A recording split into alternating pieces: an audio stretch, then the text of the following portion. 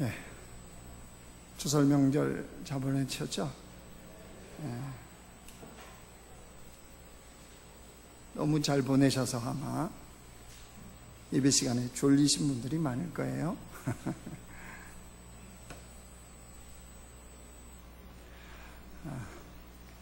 하나님 앞에 또 기쁨으로 우리 예배하고 또 우리 안에 주시는 놀라운 은혜를 또 경험하는 시간 되길 원합니다. 우리의 인생을 살아가면서요, 어떤 시각, 어떤 마음으로 보느냐, 이것은 인생을 굉장히 달라지게 만듭니다.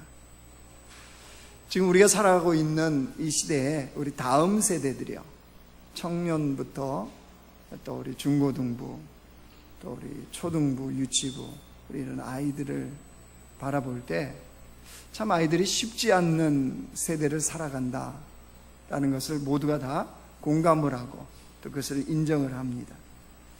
이 쉽지 않는 그 시대 속에 살아가다 보니까요, 우리나라가 이 OECD 국가 중에 자살률이 1위라고 그러지 않습니까? 근데 그 자살하는 사람들의 절반을 우리 청소년이나 청년들이 차지하고 있습니다. 그만큼 살아가는 세상이 이들에게는 그 현실이 만만치가 않는 거죠. 요즘 시대에 우리 세대를 일컬어서, 다음 세대를 일컬어서 M4 세대라고 하는 것을 여러분 아실 겁니다. 모든 것을 다 포기해버린 세대라는 거죠. 연애, 결혼, 내 집 마련, 취직, 또 희망, 인간관계, 소망, 삶의 가치까지 이런 걸 다 줄을 놓아버린 그런 세대. 그래서 M4 세대라고 그럽니다. 그래서 사실 다음 세대를 생각하면 참 기쁜 한숨이 나옵니다. 또 어느 측면으로 보면 불쌍하기도 합니다. 또 어느 측면으로 보면 참 안타깝기도 합니다. 그게 우리 다음 세대들의 현 주소거든요.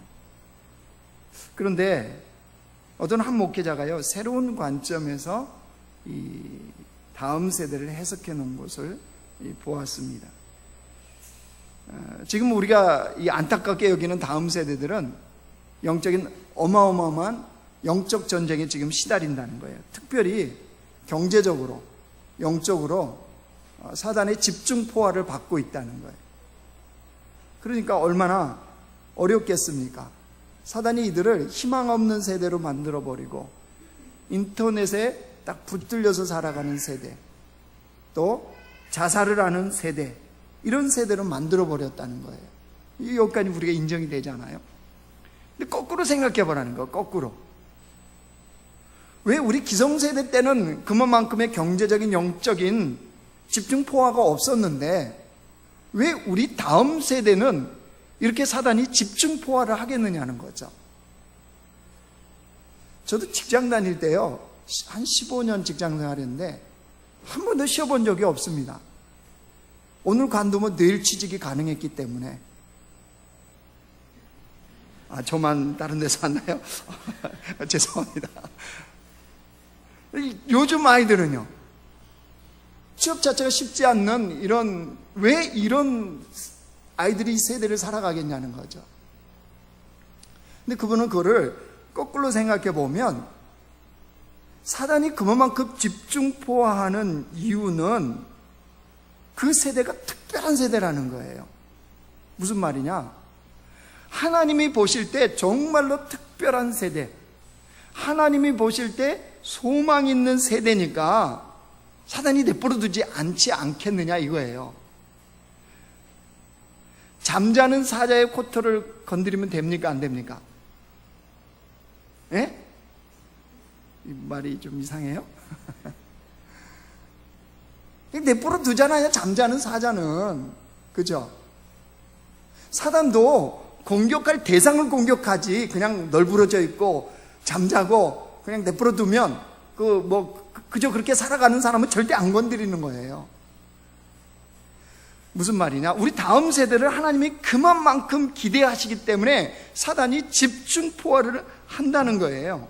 그럼 도대체 뭘 보고 이 다음 세대가 그렇게 소망 있게 하나님 보시냐는 거죠. 이 다음 세대는요, 우리가 살아가고 있는 우리 이 다음 세대들은 인터넷이나 SNS에 굉장히 활발하고 잘 씁니다. 그죠? 우리는 스마트폰 기능이 거의 카톡이나 문자나 그 다음에 전화통화 그 정도죠. 겨우 검색하는 것은 이제 동영상 유튜브에서 좀 보고 뭐 이상한 장면들 이런 거 보는 거, 그죠? 신기한 거 이 정도 그잖아요, 그죠? 우리 기성세대 페이스북 하시는 분 그렇게 많지는 않을걸요? 죄송합니다, 무시해서. 그렇지 않아요. 저는 안 하니까. 근데 이 아이들은요, 여러분 보셨어요? 손가락 하나로 왜 문자를 막 보내요?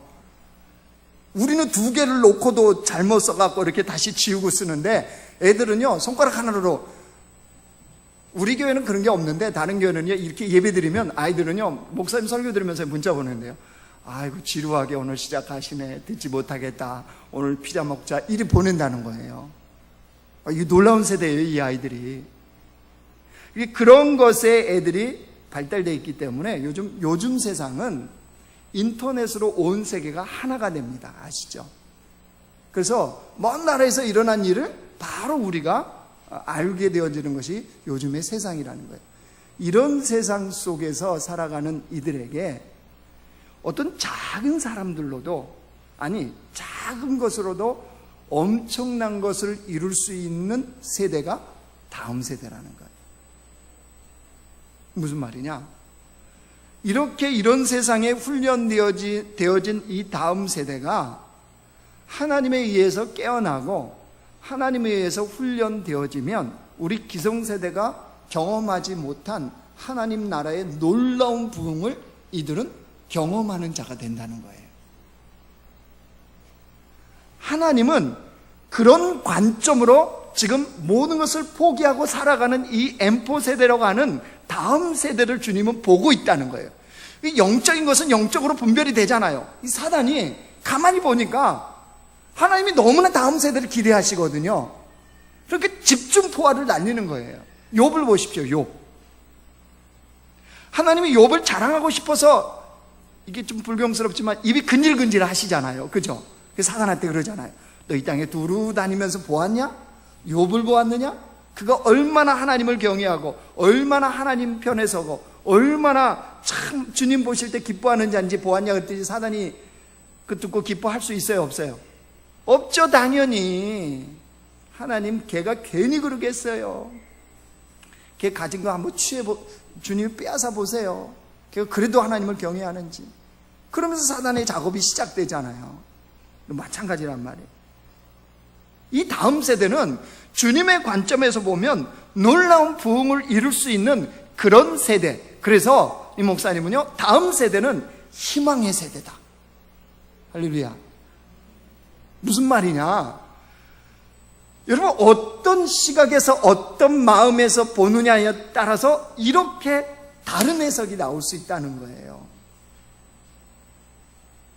무슨 말이냐? 우리 그리스도인들은 이런 마음, 이런 시각을 갖고 살아야 됩니다.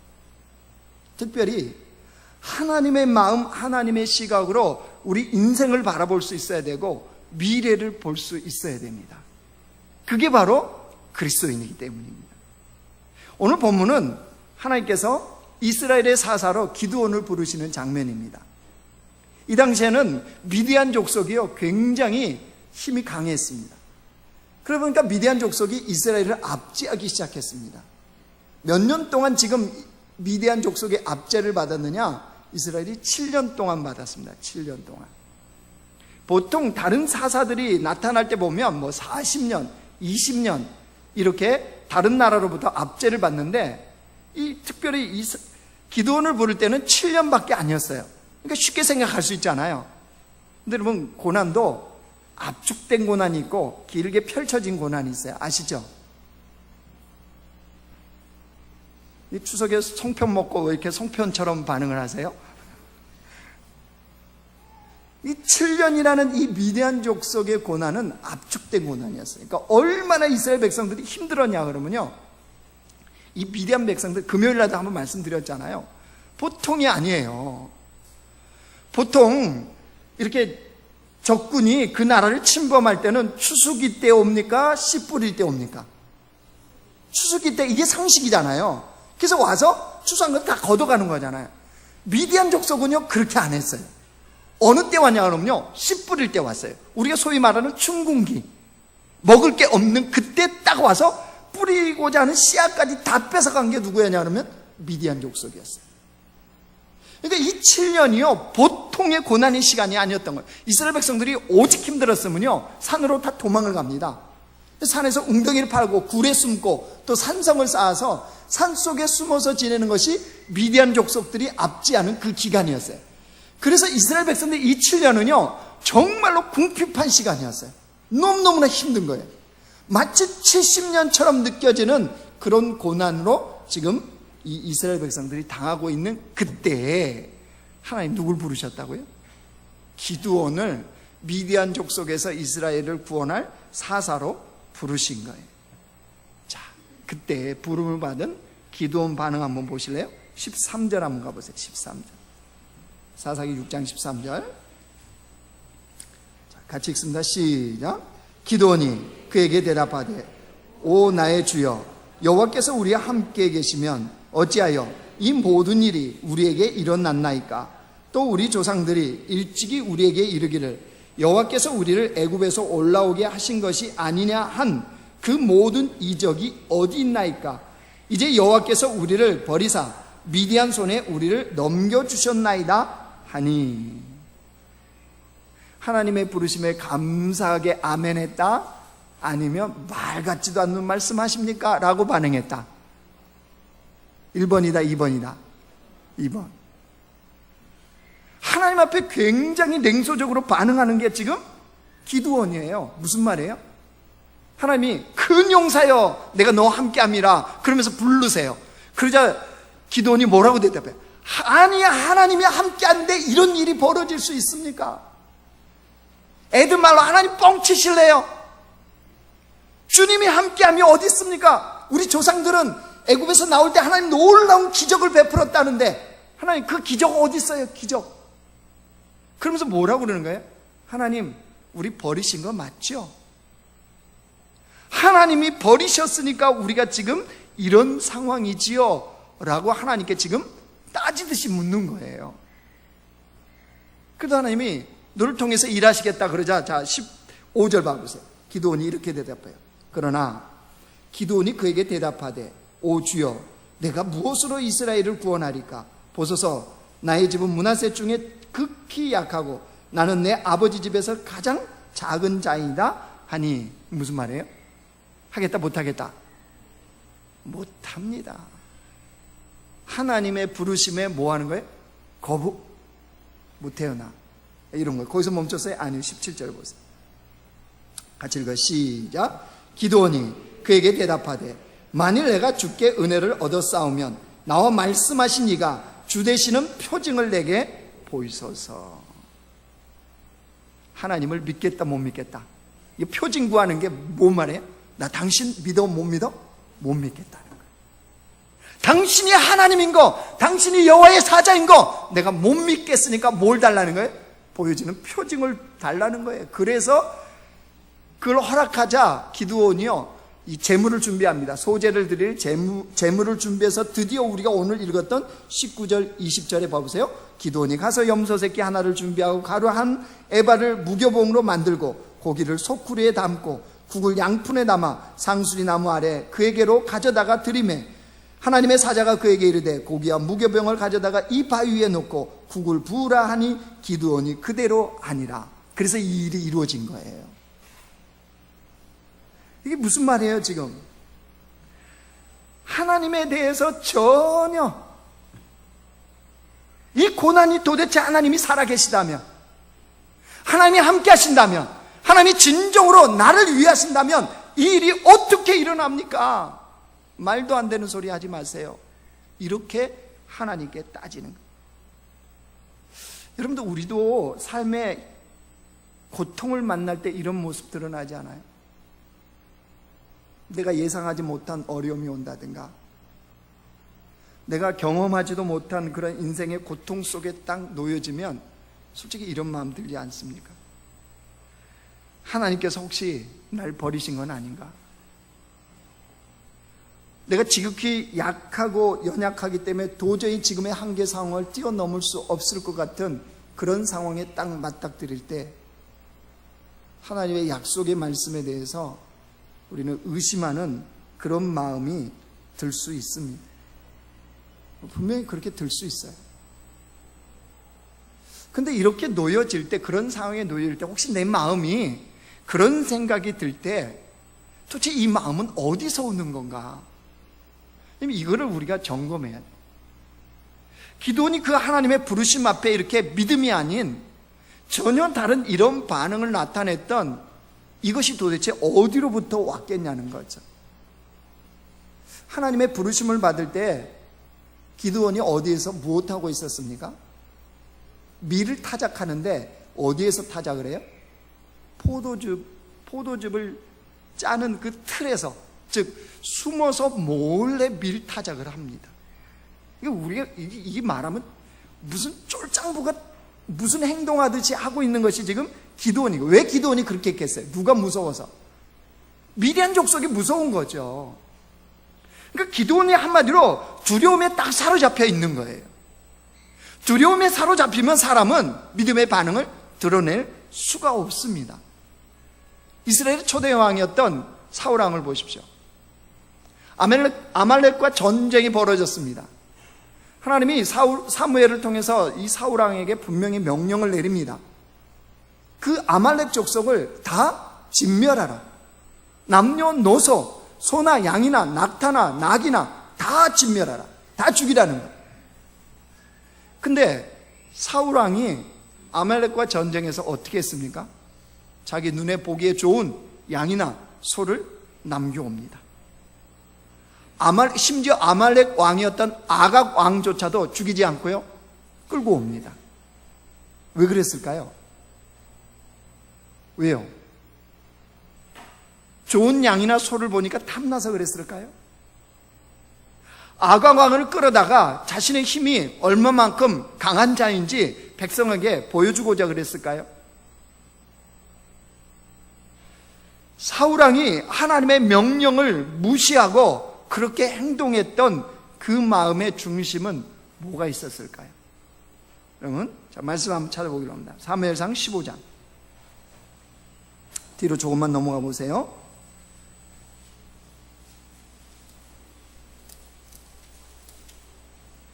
24절입니다. 432쪽입니다. 구약성경 432쪽.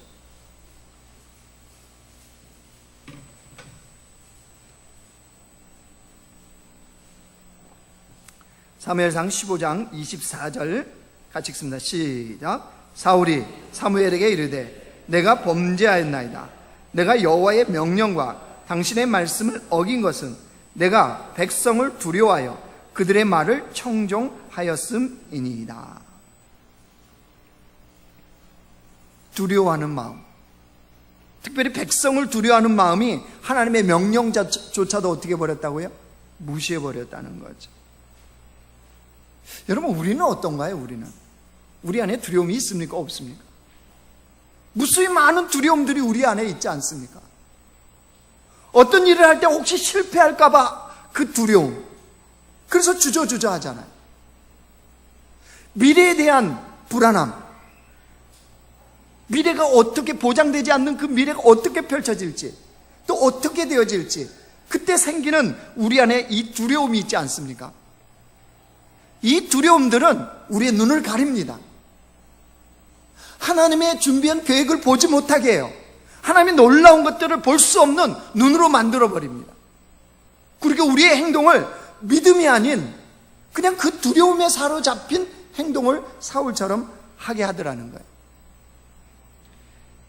여러분, 어떤 목회자가요, 한참 열심히 일하고 있는 30대 때입니다. 30대 때 열심히 일을 하고 있는데, 사역을 하고 있는데 자신이 어렸을 때부터 알았던 지병이요, 악화가 된 거예요. 병원에 꼼짝없이 누워 있어야 됐어요. 병원에 꼼짝없이 누워 있다 보니까 자기 마음에 두려움이 확 몰려오기 시작했어요. 그러면서 드는 생각이, 나는 무가치하다. 내가 그동안 쌓아놨던 모든 것들이 다 무너졌다. 이런 실패감, 이런 불안감, 이것이 자기를 딱 사로잡더래. 그래서 왜 이런 마음이 들까? 아니, 지금 잠깐 아파서 병원에 있는 것 뿐인데 왜 내가 이렇게 두려워하고 이런 불안한 마음이 생길까? 자신을 곰곰이 점검해 봤대요. 그랬더니 딱 드러난 게 하나 있었어요. 자기 안에 있는 야망을 본 거예요. 야망. 그렇게 점검하고 나갔더니 자기 안에 어떤 야망이 있었냐 그러면요, 대형교회 목사가 되고 싶은 야망이 있다는 걸 알게 되었어요. 그래서 대형교회를 이루면 사람들로부터 인정을 받고 목회자로서 성공의 지름길이라고 자기가 생각하고 있는 자신을 본 거예요. 그래서 그것 때문에 일을 해도요, 남보다 더 많이 일을 했답니다. 어떤 일을 하나 이루고자 하면 일이 안 이루어지면 날밤을 새서라도 그 일을 반드시 완성해내고야 말았다는 거예요. 자신이 왜 그랬을까? 그걸 가만히 봤더니 자기 안에 대형교회 목사가 되고 싶은 야망이 있다는 걸 알게 되었어요. 근데 그런 사람이 몸이 아파서 딱 누워있으니까 어떻게 됐겠습니까? 이 안에서 막 분노가 나오더래요. 기도도 분노 섞인 기도가 하나님께 나오더라는 거예요. 주님 앞에 그렇게 기도했대. 주님, 저는 주의 일을 해야 됩니다. 저를 아프시게 하면 안 됩니다. 이렇게 하나님께 기도했더니 하나님이 그렇게 말씀하시더래요. 내가 나의 일을 하면 내게 무엇이 좋으냐? 네가 내 일을 해주면 내가 뭐가 좋으냐? 그때 목사님과 교과서적으로 대답했대요. 주님의 일을 하면 주님께 영광이 되잖아요. 하나님 딱 그러시더래요. 내게 영광 돌리는 게 목적이라면 지금 그 자리에서도 영광 돌리면 되지 않겠냐? 이 음성을 듣는데 망치로 쾅 두들겨 맞는 그런 느낌이 들더래요. 아니, 꼭 사역을 엄청나게 날밤을 세워서 네가 원하는 성취감을 맛보고 그렇게 해야 하나님의 영광이 되겠냐? 그 아픈 자리에서 아무것도 할 수 없는 그 자리에서도 하나님께 영광 돌리는 게 목적이라면 그 자리에서도 영광을 돌리면 되지 않겠느냐? 이 말씀이잖아요. 이 말씀에 이 목회자가 철저히 회개했다 합니다. 하나님의 영광을 위한 목적이 아니라 사실은 자신의 야망을 성취하기 위한 그 목적으로 그렇게 열심을 다했고 하나님의 영광이라는 것을 포장했다는 것을 자기가 알게 된 거죠. 철저하게 회개했답니다. 그랬더니 하나님이 자신의 영혼을 수술하는 것과 같은 그런 은혜를 받았답니다. 불안함과 그 두려움이 싹 사라지더래요. 그러면서 새로운 자신을 발견한 거예요. 무슨 말이냐?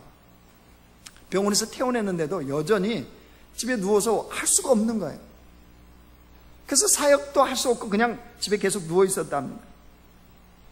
누워 있었더니 사람들이 병문안 오겠어요, 안 오겠어요? 병문안 오겠죠? 사람들이 병문안을 와서 처음에 이제 목사님 어떠세요? 몸이 요즘 어떠세요? 이렇게 안부를 물은 다음부터 묻고 그 안부는 이게 물어놓고 나서 근데요, 목사님, 제가 요즘 이런 고민이 있고요, 저런 고민이 있고요, 이런 고민이 있어요. 이 고민을 얘기하더라고요.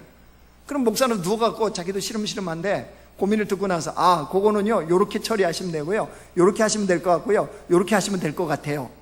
그러면 이렇게 문병 왔던 사람이 너무 좋네요. 그러고 갔다는 거예요. 이게 소문이 났어요. 사람들이 자꾸 문병을 오는 거예요. 목적이 뭐예요? 자신의 진로와 고민을 상담하기 위해서 온 거예요. 그래서 이제 와서는 목사님 괜찮으시죠? 오늘 요즘 어떠세요? 근데요, 목사님 요즘 제가요 요러 그러면 또 듣고 나면요, 자기는 희한하게 듣고 나면 요게 딱 펼쳐진대요. 요렇게 하면 될 것 같다. 그러면서 이 목회자가 누워있으면서 뭘 알게 됐느냐? 자기 안에는 하나님이 주신 놀라운 달란트가 있는데 그게 뭐였냐? 컨설팅에 가까운 상담. 이게 자신의 달란트라는 것을 알게 되어졌어요. 그리고 몸이 나서 이제 회복되고 나서는 일반 목회, 대형교회를 소위 꿈꾸는 그 야망의 목회가 아니라 그 분야 쪽으로 방향을 완전히 바꿨어요. 그래서 요즘은 그런 연구소를 세워가지고요, 진로 상담이라든가 또 사람들의 그런 고민이라든가 이런 부분에 대해서 컨설팅을 하면서 지도를 해주는 그 사역자로 바뀌어버렸어요. 자, 기드온 보세요. 기드온. 그 두려움이 자신 안에 불신앙적인 반응을 나타내고 있잖아요. 그럼에도 불구하고 여러분, 하나님이 무슨 일을 행하는 줄 아세요? 자, 사사기 다시 넘어오세요. 6장 21절 봐보세요. 21절 같이 읽어요. 시작. 여호와의 사자가 손에 잡은 지팡이 끝을 내밀어 고기와 무교병에 대니 불이 바위에서 나와 고기와 무교병을 살랐고 여호와의 사자는 떠나서 보이지 아니한지라. 불이 나와서 기드온이 드린 제물을 살랐다고 그랬죠. 그러면 여러분, 이게 지금 우리의 상식과 이게 맞으려면 바위 위에 기드온이 제물을 놨어요. 그리고 여호와의 사자가 지팡이를 들어서 제물을 가리켰습니다. 그러면 어디로부터 불이 나와야 이게 맞습니까? 네? 어느 게 영어가 되고 그림이 되고 이적이 돼요? 이래서 추석이 없어야 돼요. 추석만 지나고 오면 이게 시들시들들 하세요. 그냥 일부 때도 내가 힘들어서 죽을 뻔했어요. 그냥 아니나 다를까.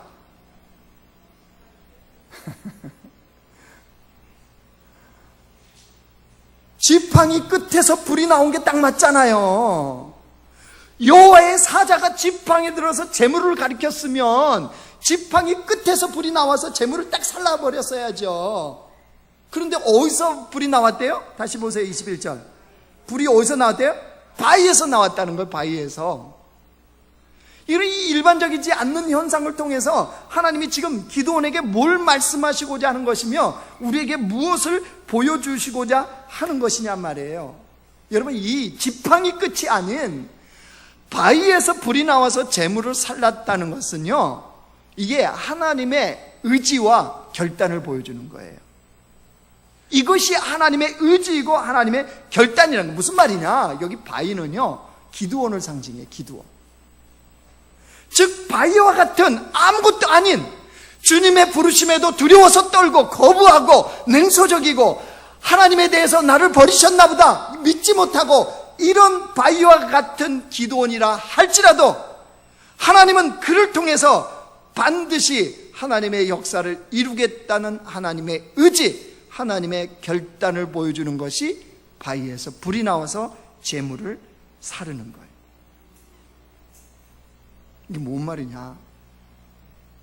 주님의 일하심의 원리를 좀 깨달으라는 거예요. 하나님의 일하심의 원리.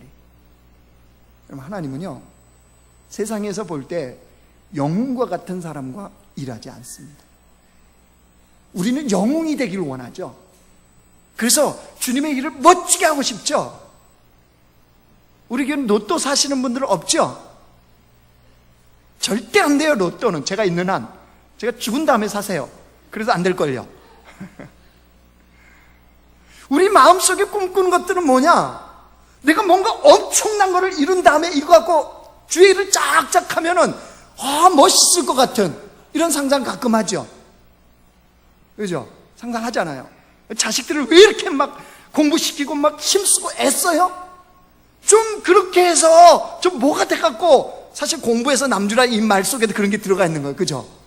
공부해서 남주라. 지 갖기도 힘들어 죽겠는데 뭘 남줘. 줄 것도 없더만. 그죠? 그래서 우리 아이들한테 끊임없이 공부해서 남줘라, 남줘라. 이런 그 마음 의식 속에 솔직히 그런 거 없어요? 그렇게 잘 되어서 높은 자리에 있어서 네가 하나님의 영광을 위해서 누구를 위해서 베푼다 뭐 하지만 우리 속에는 그런 영웅의 심리가 있잖아요. 왜 없습니까? 다 있죠. 근데 주님은요, 영웅하고 일하지 않으세요. 주님은 두려움에 떨고 있는 기드온 같은 자를 부르셨어요. 하나님에 대해서 냉소적이고 그 말씀의 약속의 말씀에 대해서 믿지 못하는 기드온 같은 자, 지극히 연약하고 지극히 부족해서 하나님의 어떤 것도 이루지 못할 것 같은 그런 두려움에 사로잡혀 있는 기드온을 부르셔서 하나님의 위대한 일을 이루시는 분이 하나님이시라는 사실이에요. 무슨 말이냐? 하나님의 그 의지, 결단은요 변함이 없어요. 그래서 여러분, 하나님은요 역설적인 하나님이라고 그러잖아요. 역설적인 하나님. 여러분, 우리 같으면 어떤 사람을 뽑겠어요? 어떤 사람을 부르시겠습니까? 좀 잘 나가고 잘 되고 똑똑하고, 이왕이면 이런 사람 부르고 싶지 않아요? 여러분, 며느리나 사위 어떤 사람 보고 싶습니까? 제가 이제 이런 멘트를 한다는 것은 저도 이제 나이가 죄송합니다. 그렇게 돼 간다는 거예요. 그런데 여러분, 그건 우리의 생각이고, 하나님은 도대체 어떤 자를 부르시고 어떤 자와 일하고 싶고 어떤 자를 통해서 하나님의 위대한 일을 이루시는지 이걸 알아야 되잖아요. 그죠? 자, 찾아봐요. 고린도전서 1장.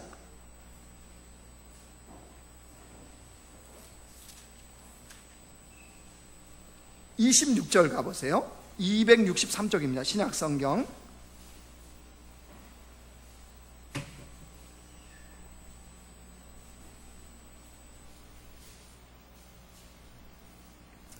고린도전서 1장 26절에서요 31절까지입니다. 우리 같이 읽습니다. 시작. 형제들아, 너희를 부르심을 보라.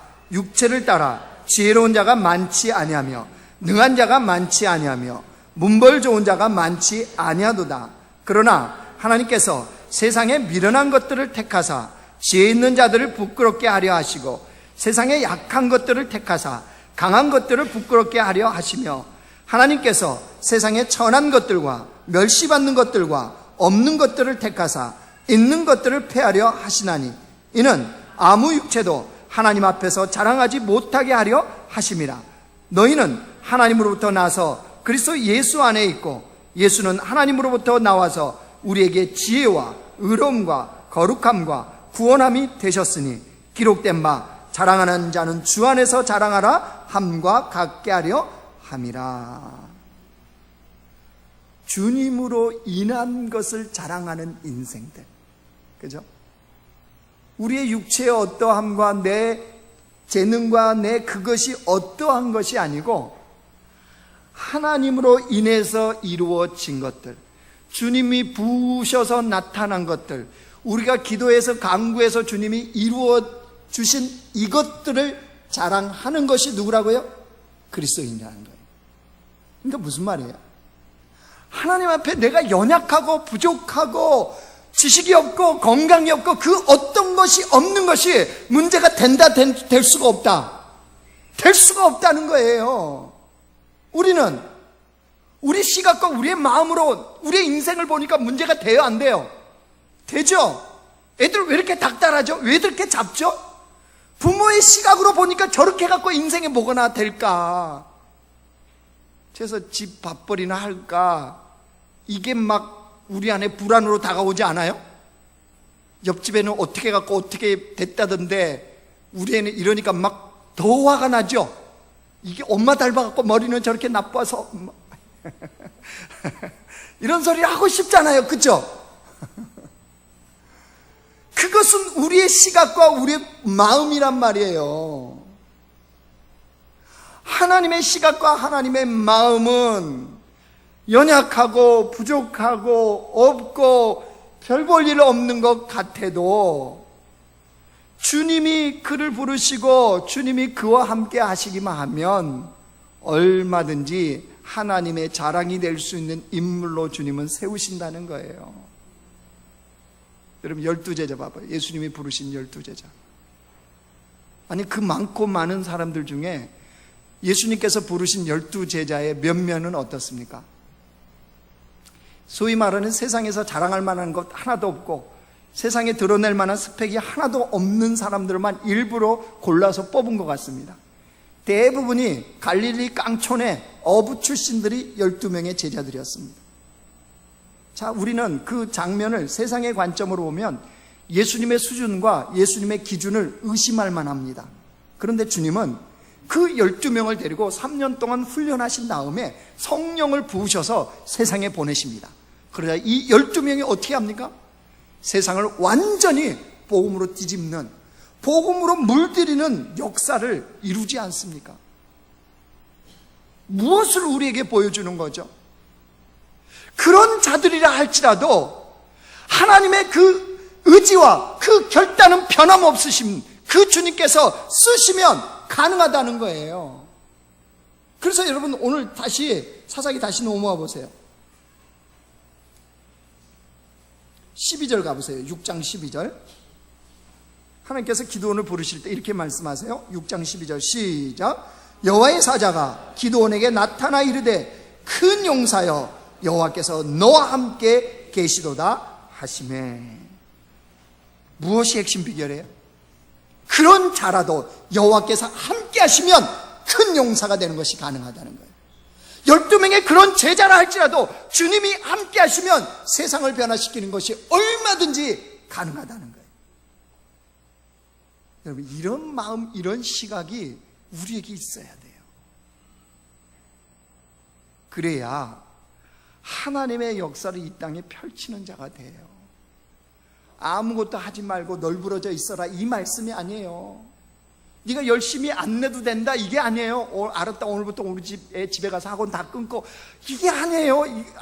아닌 거 아시죠?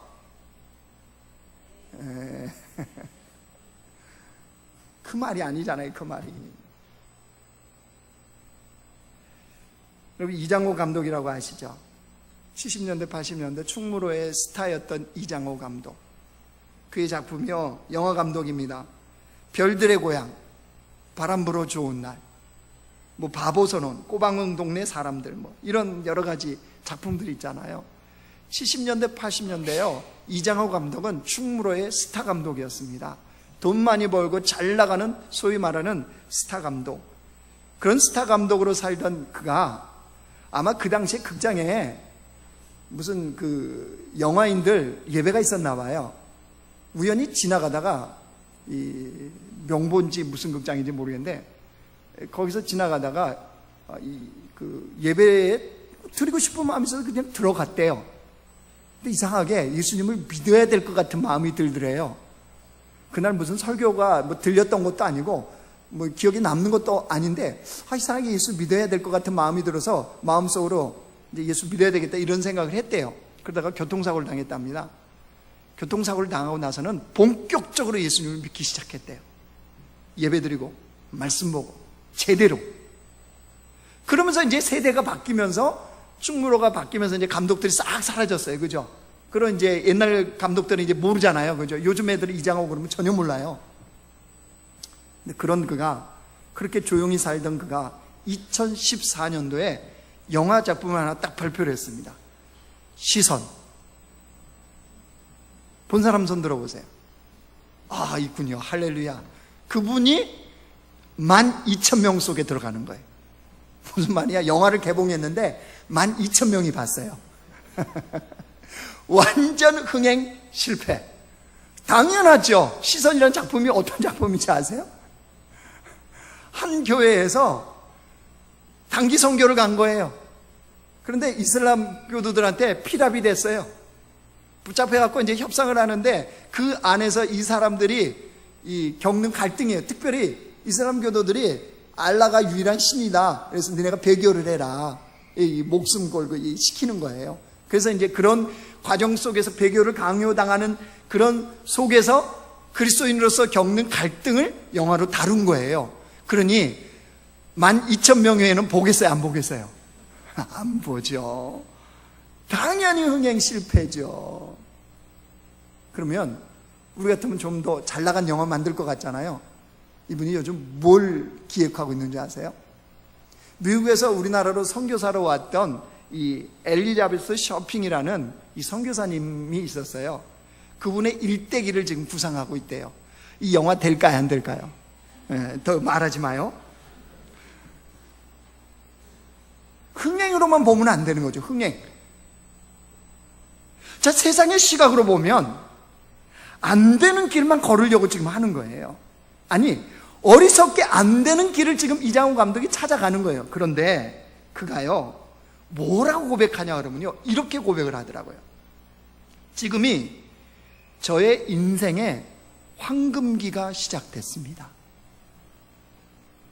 영화 감독으로서, 인생을 사는 그리스도인으로서 지금이 인생의 황금기가 시작되었대요. 이장호 감독이 올해 몇 살인 줄 아세요? 71세. 아니, 그 충무로에서 잘 나갔던 때가 인생의 황금기가 아니고요, 영화 만들어내면 흥행 실패, 남들이 보면 왜 이렇게 저렇게 어리석은 길을 걷나 이렇게 생각하는 지금이 자신의 인생의 황금기래. 그리고 어떻게 이런 고백이 가능할까요?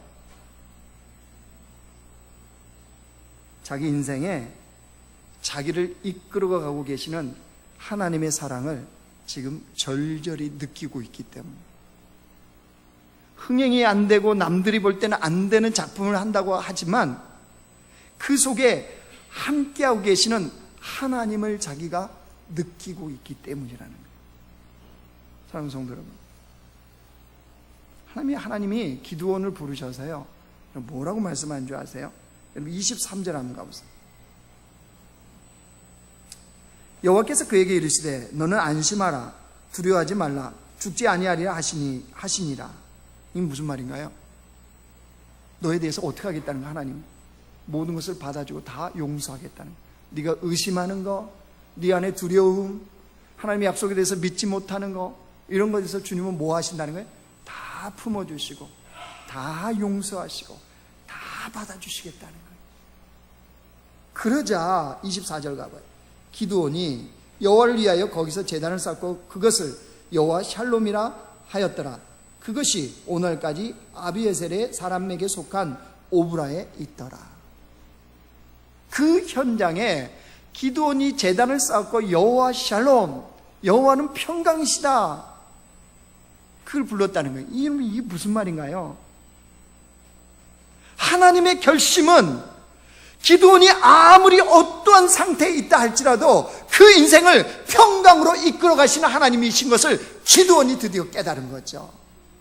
환경과 여건이 어떠하고 어떻게 고통스럽게 하고 어떻게 그를 침몰할 것 같고 실패로 이끌어갈 것 같은 상황이라 할지라도 여호와의 샬롬은, 여호와의 평강은 기드온의 삶을 누릴 수 있도록, 평강을 누릴 수 있도록 하게 하는 하나님이심을 기드온이 드디어 깨닫게 된 거죠.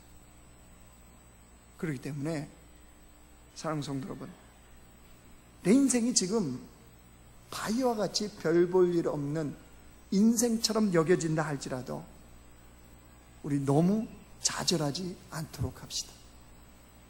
환경과 여건이 아무리 나를 두렵게 한다 할지라도 포기하지 않는 백성이 되길 원합니다.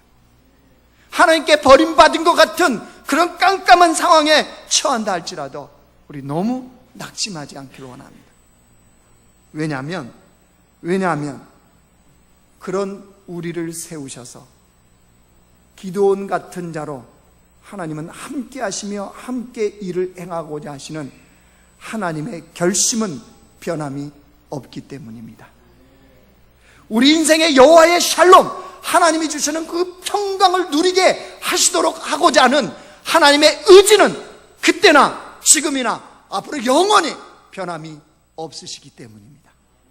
여러분, 이런 하나님을 믿고 우리의 삶에 고통이 찾아오고 힘듦과 어려움이 찾아오고 답답함으로 우겨싸움을 당하는 그때에도 그 자리를 회피하거나 도망치거나 거부하거나 그것을 인정하지 않는 그런 허상의 삶이 아니라 그 고통의 그 한가운데서 우리의 눈을 들어서 하나님의 의지를 바라볼 수 있는, 하나님의 결심을 바라볼 수 있는 그런 백성들이 되기를 원합니다.